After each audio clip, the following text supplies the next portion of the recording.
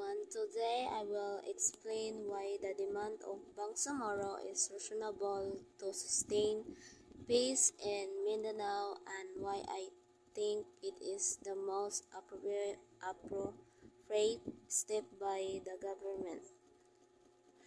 Because the Bangsamoro claim in Indian reasonable to ensure peace in Mindanao, and this is the best action by the government. I will justify this stance below using the main evidence, agreements, and cooperation with the alternatives based on the historical background, facts, and the opinion experts.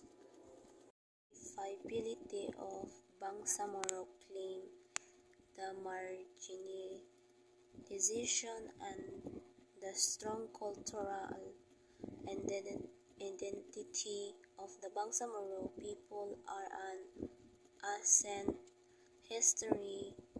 Their self-governance demands do not interfere with their rights to defend their identities and deal with past grievances.